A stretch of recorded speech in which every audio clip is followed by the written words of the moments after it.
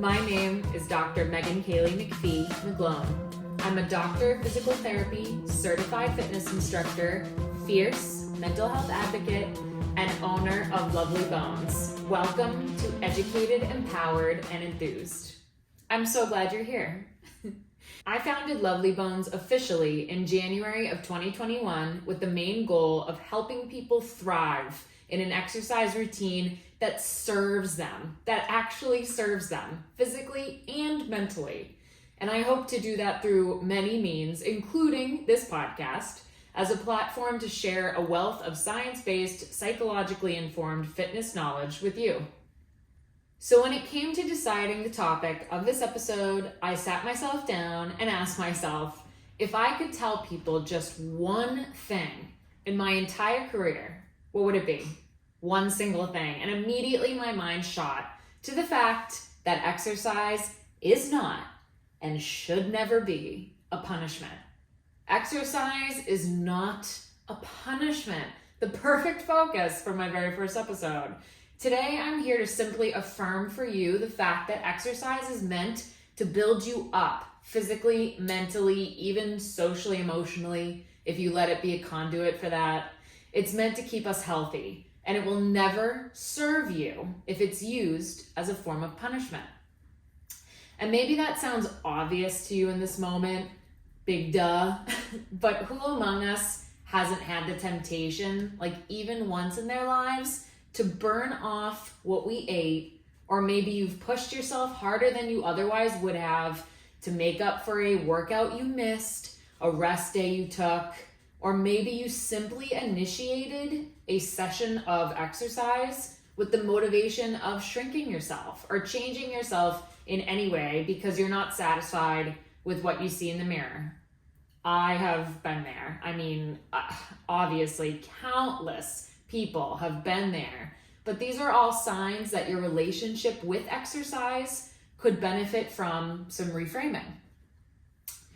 Toxic fitness and diet culture enveloped society like this thick, lingering, ominous storm cloud for so painfully long. And although I have absolutely seen a shift in recent years, the sun is peeking out through the clouds. Some frankly outdated and problematic fitness ideals like the classic no pain, no gain, worshiping certain body types, all or nothing, all these things still persist, even subconsciously for people within and outside of the fitness industry today. This makes it clear that spreading awareness of how to build an exercise routine that truly serves you mentally and physically is still needed.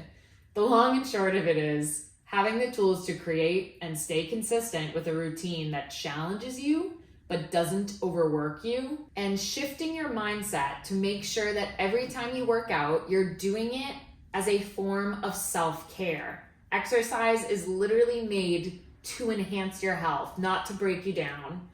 Those are the keys to success. Because again, say it with me if you're so inclined.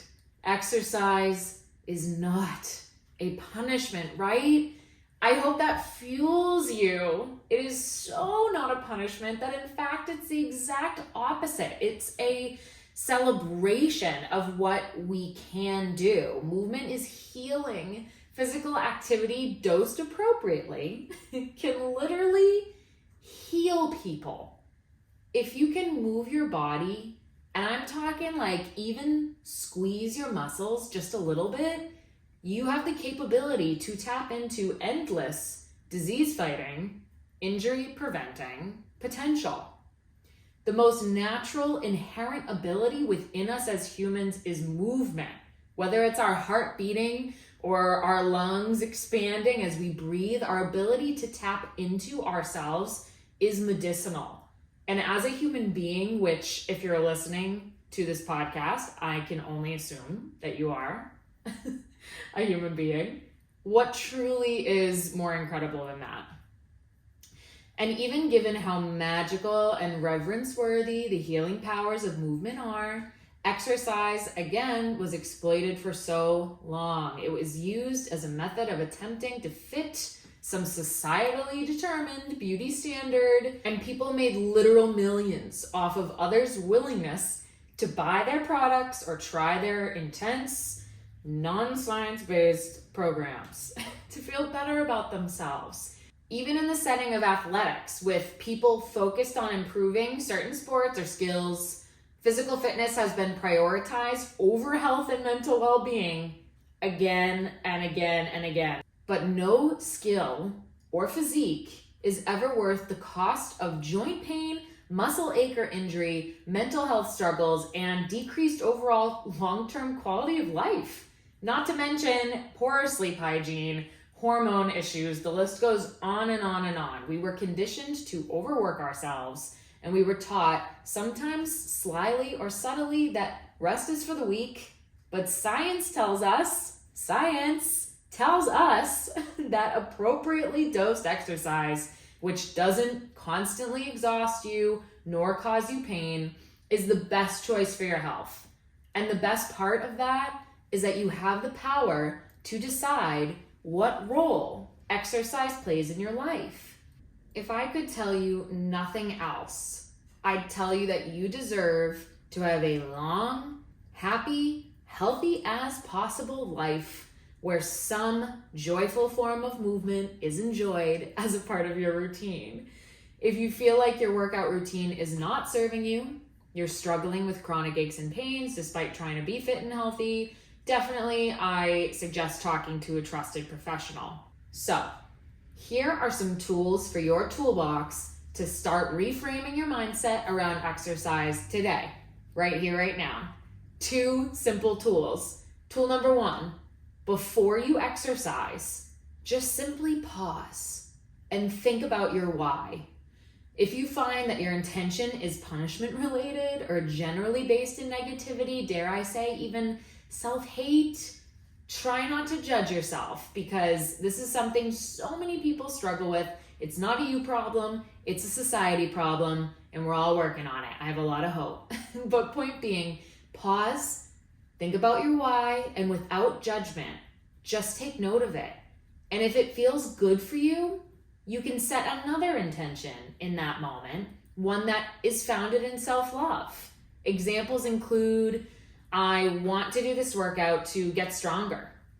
I want to do this workout to take care of my body generally and reduce my risk of health issues and injury. I'm working out today to feel more connected to or peaceful in my body.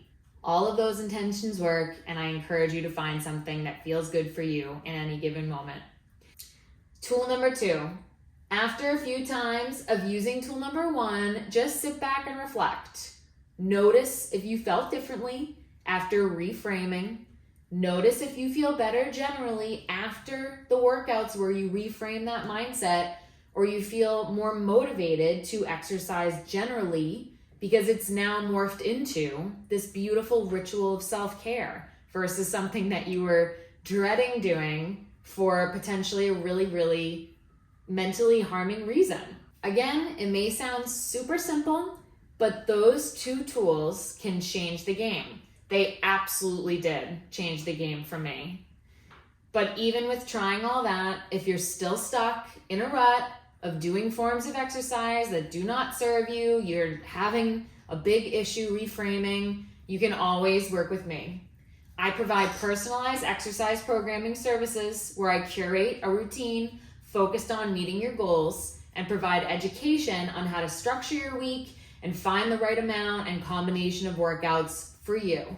I also teach weekly fitness classes that are mindfully constructed by me to honor your unique anatomy, to give you the tools to feel successful and empowered wherever you're at, and ultimately avoid injury while meeting your goals. Thank you so much for listening to the inaugural episode of Educated, Empowered, and Enthused. I'm excited to bring you more science-based fitness content, episodes with specific tips, tricks, and tools to harness the best benefits from exercise and all it has to offer, and so much more. Check out lovelybonespt.com to sign up for fitness classes or purchase a personalized exercise program consultation. Follow Lovely Bones PT on Instagram and other socials. I've got a bunch of ways to connect with me, and they're all linked in the show notes. Again, thank you so much for being here and choosing Lovely Bones. Have a beautiful rest of your day.